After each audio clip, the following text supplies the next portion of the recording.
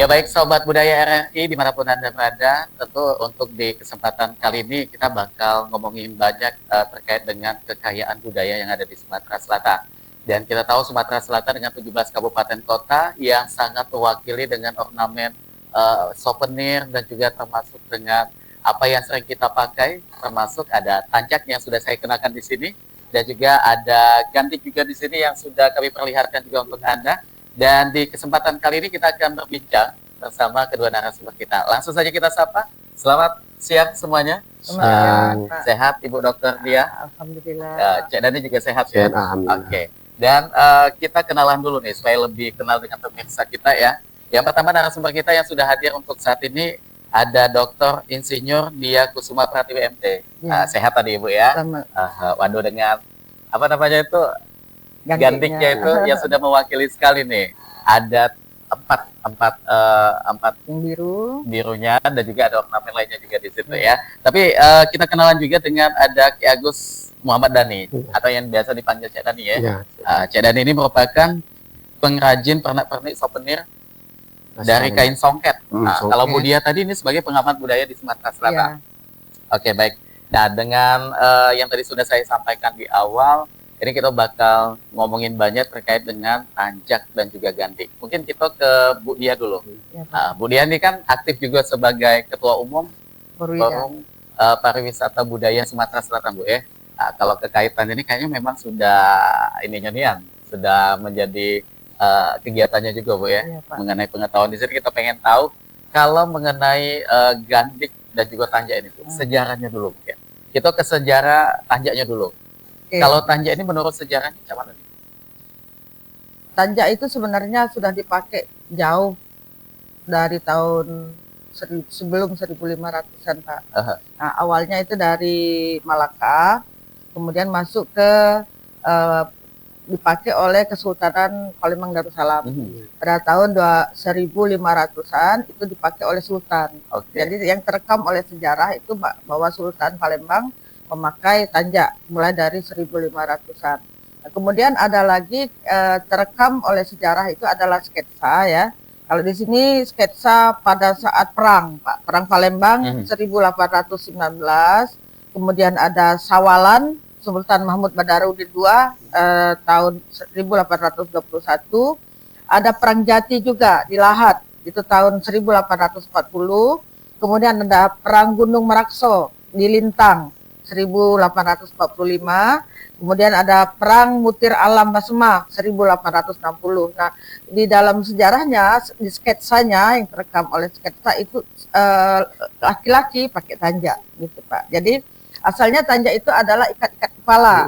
Nah, asalnya, tapi lama-lama ternyata tanjak itu mengalami perubahan, beradaptasi sehingga malah menunjukkan status yang makainya. Jadi ada dari raja, ada bangsawan, kemudian ada pembesar, kemudian ada juga rakyat biasa. Seperti itu kalau dari tanjak. Sekilasnya seperti itu ya. Makanya kalau kita lihat foto dari Sultan Mahmud Badarudin dua ya, itu menggunakan tanjak. Yang tadi disampaikan Bu Dia bahwa awalnya tanjak itu ikat kain gitu. Ikat ya Pak. Dan mengalami banyak perubahan sampai dengan saat ini yang kita ketahui ada yang beberapa jenis di hadapan kita, tapi kita belum ke situ tuh. Tadi kita sama Cik Dhani. Nah, kalau mengenai gandik juga nih Bu, mengenai sejarahnya, kayak apa tuh sejarah dari gandik? Ya, gandik itu sebenarnya dipakai oleh bangsawan Palembang, terutama pada saat memakai pakaian kebesaran. Nah, juga dipakai pada saat pernikahan. Jadi putri-putri raja, pangeran itu pakai aisan gede. Nah, asalnya gandik itu adalah alas mahkota Pak di kening ini. Oh ya, sebelum kita pakai apa namanya? Pakai mahkotanya. Mahkota pengantin itu ya. Nah, kemudian apabila itu dibuka untuk membedakan bahwa oh ini yang pengantinnya, ini bukan. Gitu. Jadi yang pengantin pakai gandik Pak. Ya, itu.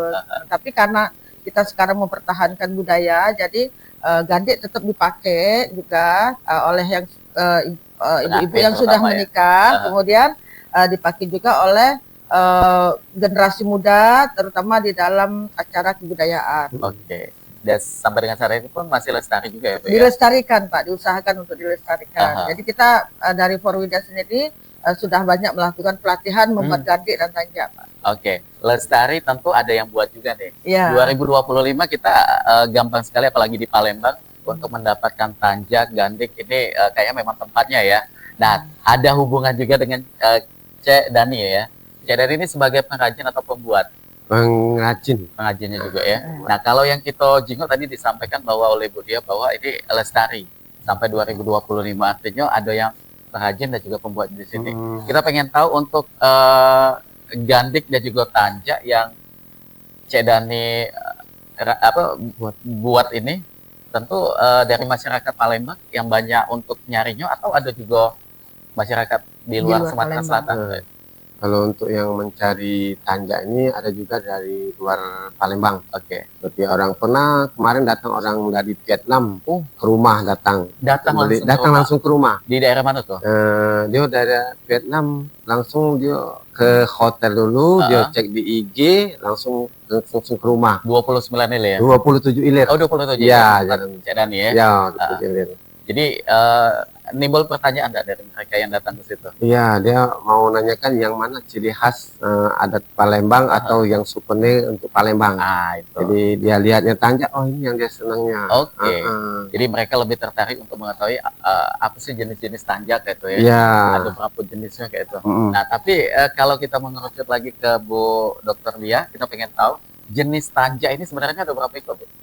Ada banyak juga, Pak, jenis tanjak ini. Kalau yang kami dapatkan itu ada 4.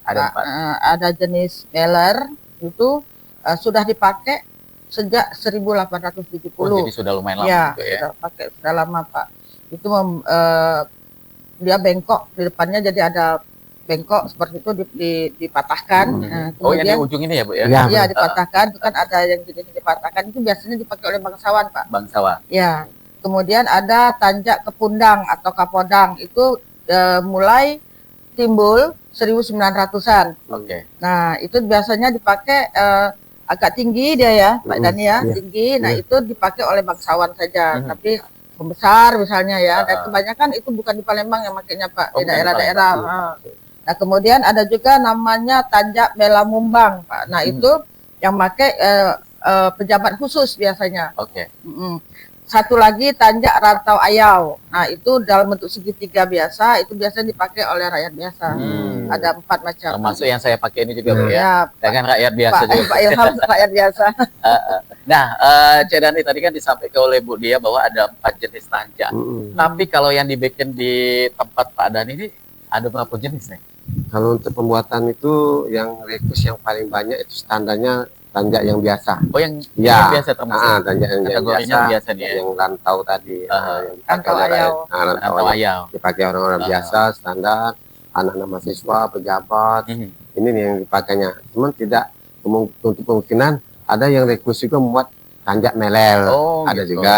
Atau tanjak yang seperti tinggi tadi itu yang Ibu dibilang tadi. Kapondang ya. Ya, tergantung oleh request masing-masing. Tapi kalau tingkat tadi di sebelum kita bikin ini tadi Cek Dani sempat cerita bahwa ada 13 tingkatan itu ya. Dan dari yang pertama itu apa tuh? Itu 13 tingkatan itu dari pembuatan gandhi. Oh, ke gandhi. Ya. Jadi beda dengan tanjak itu. Tanjak lain beda lagi. Jadi memang berkaitan kalau ya.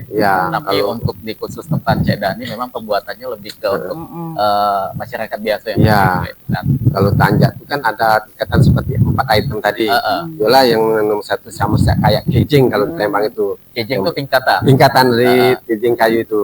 Yola Raden, Mas Agus, Kemas, Kiagus. Kayak itu. Raden, Mas Agus, Kemas, Kiagus. Oke, baik. Jadi memang ini masing-masing itu punya makna dan juga masing-masing punya siapa yang memakainya. Ya, benar. Tapi sebelum nanti kita ke sana, ini kita bakal gali lagi juga mengenai tanjak dan juga gandik ini. Tapi sebelumnya sobat RRI dimanapun berada, kita bakal break dulu, jangan kemana-mana.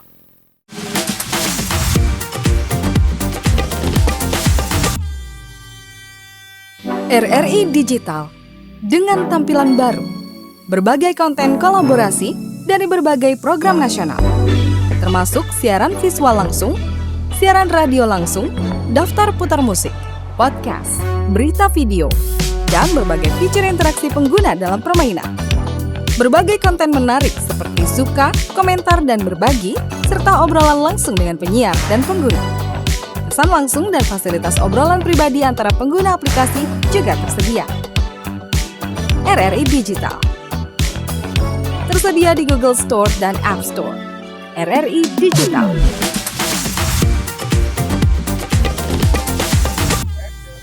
Ya baik Sobat RRI, kembali lagi bersama kami di sini dan kami masih berada di bumi perkemahan Gandus Palembang dengan suasana alam yang begitu sangat mendukung ya untuk obrolan kita di kesempatan kali ini. Dan kita masih bersama dengan Dr. Insinyur Dia Kusuma Pratiwi, MT, dan juga masih dengan Cek Dani. Kita masih ngomongin soal terkait dengan melestarikan pembuatan serta menggali sejarah dan juga penggunaan tancak dan gandik. Nah, kalau tadi kita sudah sedikit mengulas mengenai tancak. Kali ini kita ke gandik juga nih. Di hadapan kita, saat ini sudah saya pegang ada gandik ini ya, kalau kita orang Palembang nyebutnya. Nah, kalau gandik ini juga sejarahnya kayak apa nih Bu Dia? Gandik itu tadi yang saya sampaikan bahwa wanita-wanita bangsawan itu pakai gandik Pak, sebenarnya untuk alas mahkota, mahkota di kepalanya, termasuk ratu ya. Ratu nah, kemudian untuk pada saat nikah juga, jadi untuk aisan gede kita pakai itu lapisannya Bu ya. Lapisan alas dikening ini. Kemudian apabila baju pengantinnya dibuka, yang akan membedakan yang mana pengantin sama yang mana bukan pengantin yang pakai gandik. Oh, jadi ada ciri khasnya di situ. Ya. Termasuk yang dipakai oleh Bu Dia ini apa nih yang ciri khasnya? Ini sebenarnya adalah hasil karya kami koleksi dari Porwida Pak. Jadi kami bikin macam-macam Pak, inovasi ya, ada inovasi lah seperti itu. Jadi pakai mata. Sebenarnya pakemnya ini ada ininya Pak, ada ini, kemudian di sini, nah ada Pak pinggirnya ya, pinggiran, dan ini dibuat ada 3 bahan, dari songket, dari gluduk, dari angkinan. Nah bisa juga kita dari jemputan, bisa dari sutra. Kemudian di bawah ini adalah bisa dari daun yang saya pakai koin, kemudian ada lagi yang pakai ikan seperti itu. Nah, kemudian matanya ini ada dari mata, kemudian ada dari ping bunga atau emas. Nah, itu kalau 13 mata, ini ada 13, itu artinya Raden. Raden Ayu yang paling dekat tadi ya. Nah, itu biasanya Raden Ayu kalau wanita, kalau suaminya Raden. Kemudian kalau ini 11 itu dipakai oleh rombongannya Mas Agus. Nah, istrinya jadi Mas Ayu. Kalau 9 itu adalah Nyimas. Nah, cowoknya Kemas. Kemudian ini ada 7, tapi ini untuk rakyat biasa ya. Kalau 7 itu yang pakai Ki Agus, istrinya Nyayu. Seperti itu yang saya buat ini ternyata 11, Pak. Itu 11 banyak ya. 11. Itu berarti mencakup dengan filosofinya juga, Bu ya. Ya, filosofinya ada dari sisi kebudayaan ya, kemudian ada dari sisi identitas, simbol pernikahan, ada perhiasan tradisional, ada makna simbolis, dan ada perkembangannya menurut zaman, seperti itu. Jadi kalau dari pernikahan tadi sudah saya sampaikan, kemudian identitas budaya itu bahwa Palembang itu gandik Pak. Nah, dan sekarang dipakai oleh penari, kemudian dipakai juga pada saat kita upacara, bahkan sekarang diganti karena usaha untuk pelestarian. Kemudian secara tradisional yang tadi Pak, dia kawannya adalah tanja. Itu untuk yang cowoknya.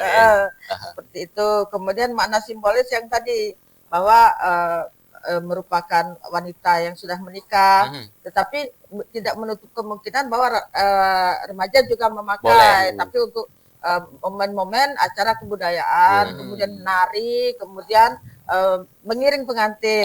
Nah, untuk perkembangannya sekarang sudah timbul banyak inovasi yang saya sampaikan tadi. Gitu. Sampai harganya itu ada yang 1 juta lebih, dan ada yang cuma 15.000. Nah, yang seperti ini 15.000 ya. Ini lumayan terjangkau. Ya, yang saya pakai ini 150.000. Jadi sesuai dengan bahan, sesuai motif, sesuai harganya juga. Pak, Nah, gitu. kita ke Cek Dani juga yang bikin. Cek Dani kalau tadi yang disampaikan oleh Bu, dia kan banyak tuh, ada 13 urutan jenis ya. Untuk dalam proses, baik itu yang memakai atau jenis dari gantik ini.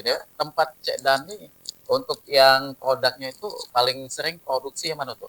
Kalau untuk produksi Gandhi ini yang paling standar yang seperti kacang goreng ini lah, ini kayak inilah yang 15.000. Yang paling banyak diminati oleh turis, wisatawan. Jadi ini bisa jadi oleh-oleh, anak-anak mahasiswa itu kayak kemarin itu pernah dipesan oleh anak UIN kemarin, anak Unsri sampai 1.500-an. Tapi kalau buat jenis tanjak yang lain belum ya?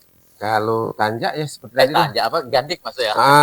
Kalau gandik ini tergantung request oleh mereka masing-masing. Kalau seandainya memang pejabat mau buat, ya kita kasih aja yang batu-batu yang giho, seperti yang ibu ini harganya yang buat mata boleh itu. Berlian kalau harga boleh Pak. Boleh. Lagi hilang gue ya takut gue. Tergantung oleh mereka yang membuat, pengen mesennya. Nah tapi kalau dalam proses pembuatan ini Cik Dani manual atau sudah menyentuh teknologi? Ini untuk sehari tahun 2005 sampai sekarang masih manual. Masih manual. Kenapa tuh? Ini kan zaman sudah canggih, mesin ini mesin itu. Cik Dani kenapa tidak coba melirik untuk supaya lebih cepat bikin atau memang lebih nyaman untuk manual?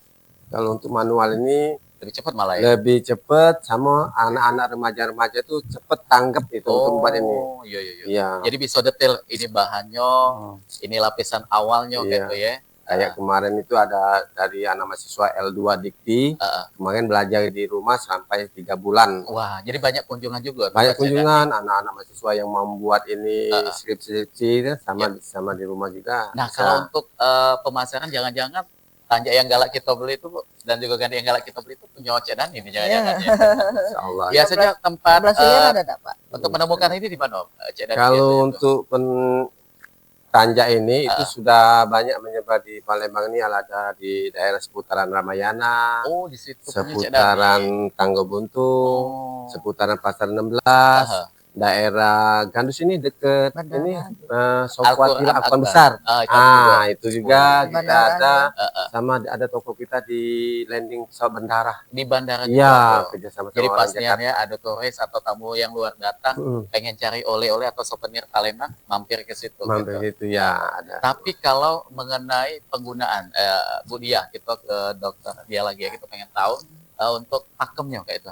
Untuk saat ini memang masih dipertahankan ini, Bu Diah. Pakem itu harus tetap, Pak. Jadi inovasi bisa berjalan, tapi pakem harus tetap. Apa ini Bu pakemnya, Bu? Pakemnya Gandhi ya. Ya, Gandhi. Kalau Gandhi ini dia bentuknya panjang, ini Pak. Dari ini ukuran anak-anak, kemudian sampai ukuran orang dewasa itu bisa sampai 24 cm.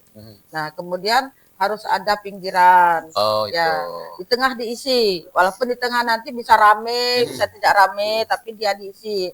Menurut pakem yang tadi 13, 11, 9, 7. Ganjil ya Bu? Ya, 13, 11, 9, 7 itu punya bangsawan. Di bawahnya seperti 6, ini punya rakyat biasa. Nah, kemudian di sini ada rumbai-rumbainya. Rumbai-rumbai ini ada yang daun, ada yang koin, dan ada yang ikan seluang. Ya, ikan seluang. Ada yang ikan seluang di sini pakai rantai dia, Pak. Jadi dia bergerak-gerak seperti itu. Nah, ini bisa gerak ini Pak. Ya. Jadi kalau ada adik-adik yang dari tangga itu, ini biasanya dipakai itu bisa. Ya, ini anak-anak. Baik. Dan kalau jenis apa namanya tuh souvenir lainnya juga dengan ornamen kain songket ini kayaknya ada juga ya Cik Dani ya. Iya. Ini ada gantungan kunci. Gantungan kunci jenisnya ini tanjak ya. Ya. Termasuk ini juga apa nih? Sepatu. Ini ada juga sendal. Ini dompet. Termasuk ada kipas di sini ya. Kipas kita ada. Di belakang-belakang kita di kiri kanan juga ada di sini. Ada rumpa, ada tanjak, ada dompet, kotak tisu, sama tas. Banyak itu. Oke, jadi memang ini Cik Dani ciptakan atau bikin ini untuk lebih ke oleh-oleh juga ya? Iya, oleh-oleh ke Palembang. Ke Palembang. Dan tadi aku terfokuskan mengenai ada warna hijau, putih, yang aku pakai ini merah. Sebenarnya itu Bu dia apa? Ada maknanya juga atau inovasi? Sesuaikan dengan baju Pak. Jadi gitu. Kalau misalnya pakai baju soket hijau, warna di atasnya hijau. Itu. Jadi tidak ganti filosofi makna khusus ya. Jadi kayak nak nari-nari itu juga biasanya kan pakai beraneka warna kayak itu. Dan Cik Dani ini gampang ya untuk dapat ke bahannya ya. Mudah ada di toko-toko di Palembang. Ada di daerah seputaran, daerah Pusri, Pasar 16. Dan kalau seandainya memang sudah tidak ada, kita pesan online. Biasanya. Iya, soalnya bahan baku inilah yang paling sulit didapatkan. Nah, itu. Kita kayak mengenai bahan baku. Kita pengen kepo juga ke Cek Daninyo. Tapi sebelumnya Sobat RRI dimanapun berada, kita bakal balik lagi. Dan pasti jangan kemana-mana, tetap di sini di podcast RRI.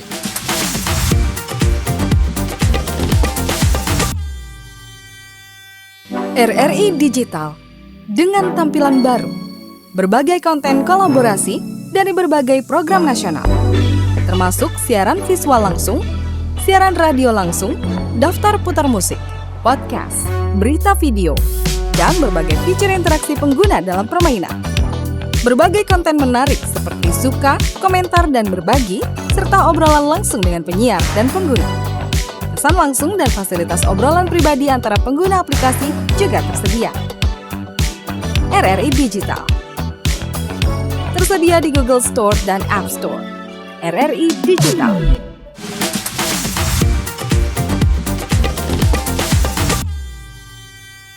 Oke, baik Sobat RRI dimanapun Anda berada, dan ini dari tadi saya terfokuskan dengan apa yang saya pakai, yaitu tanjak. Jadi terkesan lebih gagah gitu ya, dan juga lebih kayak mewakili sekali dengan pemuda Sumatera Selatan gitu. Nah, ini kita masih bersama dengan Ibu Dr. Dia dan juga masih bersama dengan Cek Dani. Tadi sudah banyak yang kita gali mengenai tanjak dan juga gandik. Ini mungkin lebih kepada untuk pelestarian ya kayak itu ya. Karena pentingnya pelestarian ini jangan sampai sebagai identitas budaya kita tiba-tiba hilang atau bahkan ini diakui oleh daerah lain. Nah, untuk pelestarian sejauh ini yang dilihat oleh Bu Dia kayak apa nih Bu untuk mengenai tanjak sama gandik ini?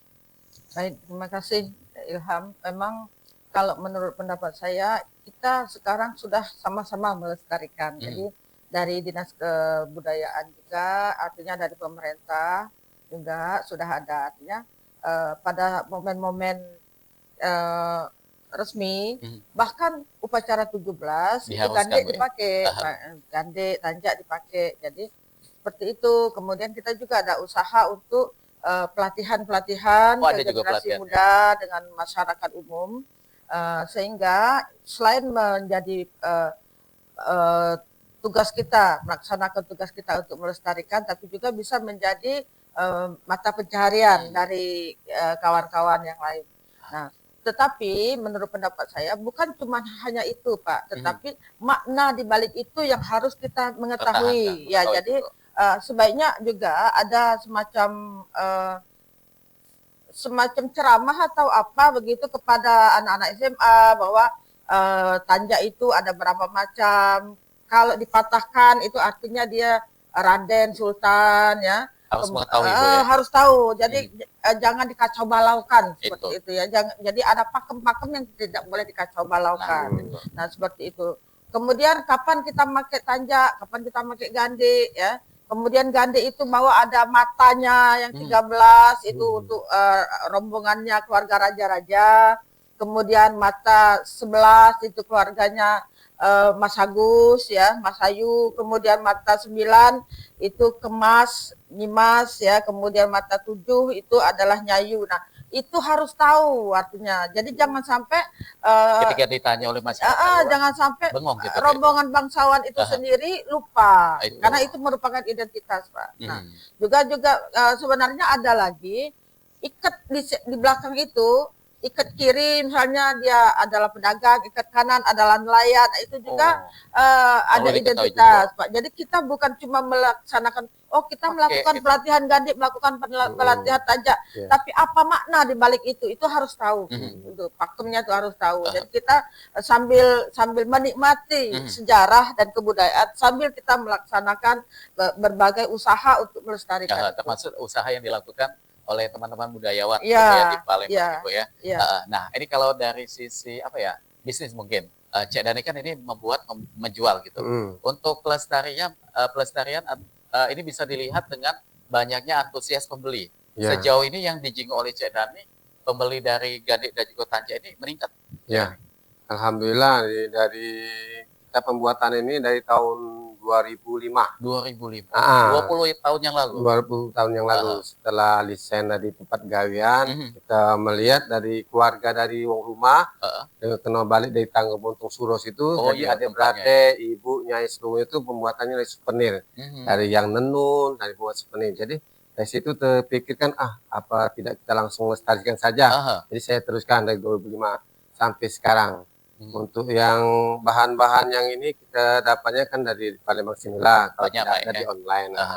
Nah, yang barang-barang produk ini yang namanya saya juluki namanya, brand kita namanya Souvenir Ceala. Ceala. Kenapa jadi nama Souvenir Ceala? Ceala itu adalah nama orang rumah saya, namanya Anur Mala, jadi panggil Ceala. Ya. Jadi banyak panggil Cek kalau di situ memang jadi Ceala. Palembang ya. Ya, produk-produk kita itu banyak, dari gantungan kunci, tanja, ialah dompet, ada tas, kotak tisu, ada kotak tisu, ada tas, juga, ada sarung sewet wanita, sama rumpak tanja. Betul. Jadi ini memang termasuk untuk kita melestarikannya. Mungkin kalau kita ke acara nikahan, souvenir itu kan biasa dapat sendok, dapat apalah itu, Bu ya. Tapi untuk digiatkan ini sebagai souvenir pernikahan, kayaknya bagus juga ya. Bagus itu. Apalagi kayak ini nih. Iya. Kipas tuh. Kipas ada. Kalau kayak kemarin tuh untuk yang gimana Pak yang cocok ini untuk dijadikan souvenir? songket, dari songket aslinya ini pernah ini dipesan oleh orang Jogja. Karena dia ada mantunya wong Palembang, jadi langsung pesan dari kita langsung. Alanya langsung. Langsung Ceala. Padahal mereka tuh semuanya tuh kan di sana kan mungkin ada kan, tapi yang pengen yang aslinya ya, yang pengrajinnya. Pokoknya kalau bukan di Palembang bukan asli ya. Iya itu banyak. Oke. Nah tapi kalau dari pihak luar kayak pemerintah mungkin Pak pernah ada kerjasama kolaborasi? Kalau untuk pemerintah sejak COVID kemarin 2019 ya alhamdulillah kita dari dulu pernah menang dari 27 Ilir Kampung Guguk Palembang. Jadi diambil oleh Dinas Pariwisata Pak Sleman, akhirnya terkena sampai sekarang masih binaan Kementerian Keuangan. Itu. Sosialisasi sudah dikembangkan semua, sampai sekarang sudah alhamdulillah sudah bisa jadi pemateri untuk mengajar anak muda sekarang. Jadi sinergi itu masih terjalin Pak ya? Masih alhamdulillah sampai sekarang. Nah, Bu Dia, untuk masyarakat luar, untuk pemirsa RRI Net, kita pengen tahu mengenai tempat membeli. Kalau pengen cari oleh-oleh pernak-pernik ini di mana nih kalau di Palembang, Bu Dia? Banyak Pak, di Hero, di bandara, langsung ke IG-nya. Bisa juga ke Bapak. Kami juga dari Porwida kawan-kawan menerima pesanan Pak yang murah meriah untuk konsumsi umum gitu. Cuman mungkin ada yang perlu saya tambahkan, mohon maaf bahwa ini sebagai contoh, ini kan tanja untuk biasa Pak ya. Nah, untuk kalangan rakyat biasa, tapi harganya bervariasi karena ini yang dibuat oleh Pak Dadi ini adalah tenun dan coraknya adalah corak yang lepus, lepus ya. Nah, ada lagi yang dia songket mesin, dan macam-macam. Jadi walaupun dia untuk rakyat biasa jenisnya, tetapi harganya bisa bervariasi seperti itu. Nah, jadi mungkin dari masyarakat umum juga nanti akan bertanya-tanya kenapa harganya ada yang mahal sekali, gitu kan? Ada yang murah sekali, gitu kan? Nah, seperti itu. Jadi yang perlu kita pertegas juga mungkin Dani sebagai pembuat. Kenapa harganya bervariatif? Ada yang mahal, ada yang murah, karena memang bahannya juga ya. Mengenai bahan ini pernah ada kendala apa nih dalam proses pembuatan? Untuk kendalanya bahan ini biasanya kalau ada yang mesan untuk pakai seragaman, itu kadang motifnya di Palembang itu tidak ada dari toko-toko. Terpaksa kita mesennya di online. Kayak sampai minta yang lepus kayak ini 100 buah, warnanya merah semua. Nah itu kalau seandainya tidak ada, terpaksa kita lepus. Jadi ada alternatif. Dari pesan dulu. Jadi untuk pemesanan ini kalau kita pesan online memang masih dari Palembang juga. Untuk bahannya saja. Kita kan buatnya di rumah kan, bahannya saja. Tapi kalau orang pesan itu yang pakai banyak itu harusnya jauh-jauh hari. Supaya bisa langsung mendadak kayak itu. Soalnya kita buatnya itu manual. Masih manual. Dalam satu tanja ini menghabiskan waktu berapa lama untuk proses kalau pembuatan? Untuk di saya sendiri buat tanja ini satu hari bisa 50 sampai 60 item tanja satu hari. Satu hari. Jadi lumayan cepat juga ya. Berapa orang Pak? Itu muatnya kami 2 orang. Saya sama istri saya. Aman tambah aku kayaknya nama cepet Pak. Pernah kemarin tahun 2001 2002 itu Pertikara Pramuka pernah mesan 1.600 tanja.